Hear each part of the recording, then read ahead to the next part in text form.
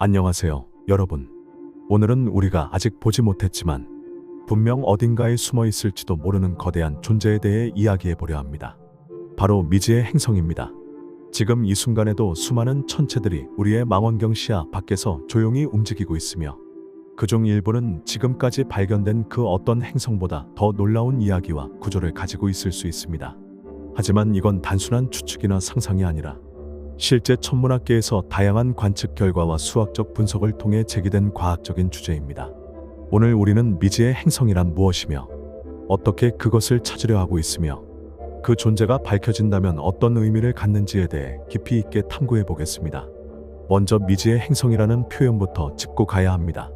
천문학에서 미지의 행성이라 하면 아직 망원경이나 탐사선에 의해 직접 관측되지는 않았지만 주변 천체들의 운동이나 중력적 상호작용으로 인해 그 존재가 추정되는 행성을 말합니다.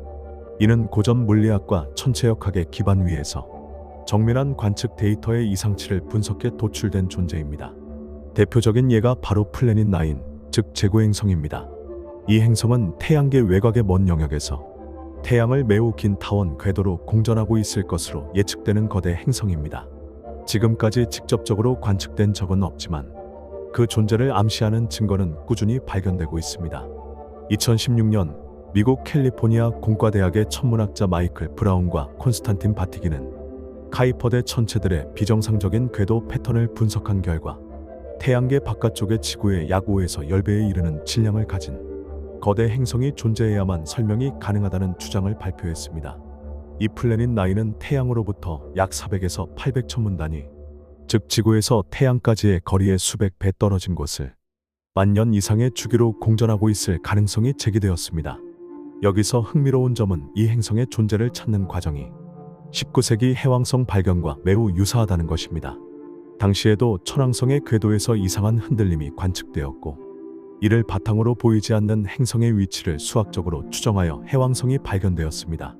이처럼 보이지 않지만 물리적 영향을 통해 추론된 행성은 과학적 예측이 얼마나 강력한지를 보여주는 대표 사례입니다. 그러나 플래닛 9은 아직도 관측되지 않았습니다. 그 이유는 크게 세 가지로 정리할 수 있습니다. 첫째, 거리가 너무 멀다는 점입니다.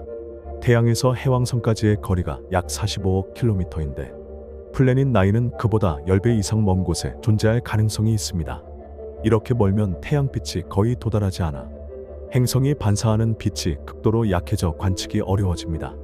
둘째, 궤도와 위치를 정확히 알 수 없다는 점입니다.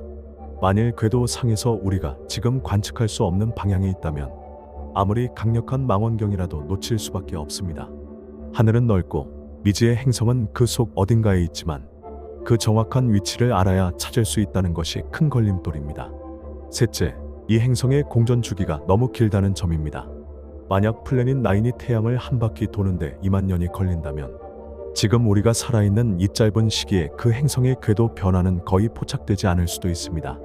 이런 상황에서 천문학자들은 직접 관측이 아닌 간접적인 중력 영향, 궤도 계산, 컴퓨터 시뮬레이션, 심지어 인공지능 분석을 통해 플래닛 9의 존재 가능성을 확인하고자 노력하고 있습니다. 그런데 여기서 끝이 아닙니다. 일부 천문학자들은 플래닛 9보다 더 멀리, 더 거대한 행성이 있을 수도 있다고 봅니다. 가설 중 하나는 제시행성입니다. 이 행성은 더욱 은밀하게 숨어 있어 현대의 모든 관측 기술을 비껴갈 수 있다고 여겨지며 심지어 다른 항성계에서 유입된 떠돌이 행성일 가능성도 제기됩니다. 떠돌이 행성이란 항성을 공전하지 않고 자유롭게 은하 안을 떠도는 행성을 말합니다. 이러한 천체는 형성 도중 행성계에서 튕겨나왔거나 중력 상호작용으로 인해 별의 인력을 벗어난 경우입니다. 이런 떠돌이 행성이 태양계 근처를 지나가며 일시적으로 포획되었을 가능성도 있습니다. 실제로 최근 적외선 관측 위성과 밀리미터파 망원경은 은하계 내부에 수천 개의 떠돌이 행성이 존재할 수 있다는 통계적 분석을 제시한 바 있으며 이는 단지 태양계 외곽이 아니라 우주 전체에 숨어있는 보이지 않는 세계가 얼마나 거대한지를 보여줍니다. 이와 함께 일부 과학자들은 림노드 가설을 언급합니다. 이 이론은 태양계의 태양의 쌍성일 가능성이 있는 어두운 외성급 천체가 함께 공전하고 있으며 주기적으로 해성운에 간섭해 대량 멸종을 유도했다는 주장입니다. 비록 과학계 주류에서는 부정되었지만 우주 구조와 생명체의 역사 사이의 연관성을 탐색하는 흥미로운 단서로 남아 있습니다. 이처럼 미지의 행성은 단순한 행성이 아니라 우주의 구조, 태양계의 진화, 생명의 기원까지도 연결될 수 있는 핵심 요소일 수 있습니다. 현대 천문학은 미지의 행성을 찾기 위해 고도로 정밀한 기술들을 총동원하고 있습니다. 그중 가장 대표적인 것이 바로 적외선 망원경입니다. 앞서 설명했듯 플래닛 9이나 기타 외곽 행성들은 태양에서 매우 멀리 떨어져 있어 반사광이 약하기 때문에 가시광선 망원경으로는 찾기 어렵습니다. 하지만 이들은 자신의 열을 통해 적외선 신호를 방출하기 때문에 적외선 탐지 장비는 희미한 천체를 찾아내는 데 중요한 역할을 합니다. 예를 들어 미국 항공우주국의 와이즈 우주망원경은 전체 하늘을 적외선 대역으로 관측해 수많은 외성, 소행성, 해성은 물론 행성 후보 천체의 정보를 수집하고 있습니다. 다만 현재까지 플래닛 9을 직접 포착한 적은 없습니다. 이는 그 행성이 예상보다 더 작거나 혹은 더 차가운 상태일 가능성도 있다는 뜻이죠. 또한 지상에서는 칠레의 아타카마 사막에 위치한 ALMA 망원경과 같은 초대형 전파망원경 어레이가 사용되고 있으며 이들은 우주 먼지 속에 숨어있는 차가운 천체나 행성 형성의 초기 단계를 포착하는 데 특화되어 있습니다.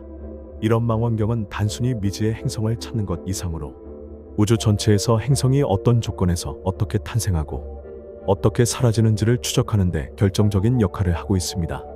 흥미롭게도 이러한 탐색은 외계 생명체 탐사와도 연결됩니다.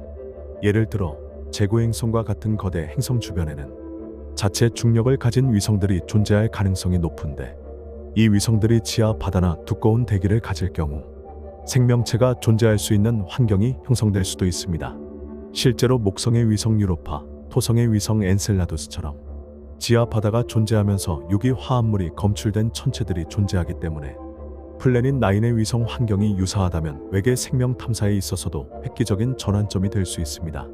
더 나아가 이 미지의 행성 탐색은 인류 문명과 외계 문명 간의 접점 가능성을 상상하게 합니다. 일부 과학자들은 고도로 발달한 외계 문명이 자신들의 흔적을 감추기 위해 행성을 은폐했을 가능성까지 제기합니다. 이러한 이론은 현재 과학적으로 입증되지는 않았지만 페르미 역설에 대한 해답을 찾는 과정에서 제기되는 하나의 흥미로운 가설로 여겨집니다.